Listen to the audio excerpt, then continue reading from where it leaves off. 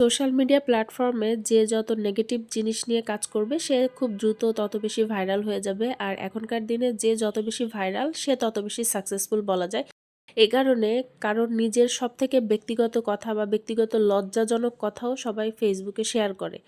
কে কার ex boyfriend সে সেটা এসে নিজেকে প্রমোট করে যে আমি অমুকের এক্স বয়ফ্রেন্ড। এটা আসলে কতটা লজ্জাজনক একটা বিষয়, তারপরেও সেটা প্রমোট করার জন্য সে আসে আর কি। তারপরে আবার দেখা যায় যে এই যে ব্লু ফেরি লায়লা আর প্রিন্স মামুন, এই মহিলা সবসময় মানে যত নেগেটিভ ব্যাপারগুলো আছে সেগুলোকে প্রমোট করে করে সে এখন সেলিব্রিটির পর্যায়ে চলে গেছে। সে দোকান ওপেন করে, শোরুম ওপেন করে, সব কিছুই সে ওপেন করতেছে এবং সে যেখানে যায় লাখ লাখ মানুষ ভিড় জমে যায়, তার সাথে সেলফি তোলে, তার সাথে টিকটক করে। সে যেহেতু সে সেলিব্রিটি হয়ে গেছে, এখন কথা হচ্ছে যে মানুষ তাহলে কেন পজিটিভ জিনিস নিয়ে কাজ করবে বা পজিটিভ কোনো কিছু করবে বা কেন পড়াশোনা করবে?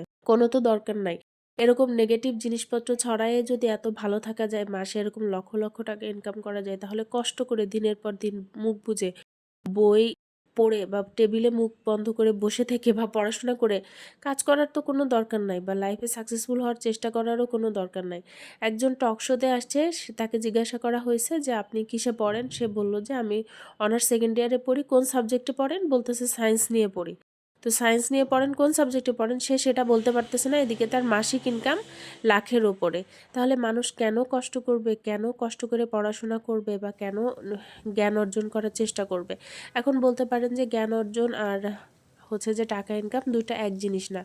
কিন্তু যে জ্ঞান অর্জনে আপনাকে হচ্ছে যে টাকা ইনকাম করতে সাহায্য করবে না, সেই জ্ঞান অর্জন মানুষ করতে চাইবে না। এজন্য তথাকথিত সেলিব্রিটি টক শোতে আসে এবং তারা বলে যে পড়ালেখার আসলে কোনো দরকার নাই এবং জেনারেশন মোটামুটি সেই দিকেই আগাচ্ছে। খুব ভালো ফ্যামিলি ছাড়া জোর জবরদস্তি করে তারপরে হচ্ছে বাচ্চাদের পড়াশোনা করানো হচ্ছে। কিন্তু বাচ্চারা যখনই একটা পর্যায়ে বড় হয়ে যাচ্ছে, তখন কিন্তু তারা এই প্ল্যাটফর্মে নেগেটিভ অ্যাক্টিভিটির মাধ্যমে ভাইরাল হওয়ার চেষ্টা করতেছে এবং সেলিব্রিটি পর্যায়ে চলে যাচ্ছে। কিছুদিন আগেও একটা আপু, টমেটো আপু, বেগুন ক্ষেত, মূলা ক্ষেত এগুলো দেখিয়ে মোটামুটি এখন সেও সেলিব্রিটির পর্যায়ে চলে গেছে এবং বর্তমানে তার ভিউজও মিলিয়ন মিলিয়ন। এই হলো বর্তমান অবস্থা।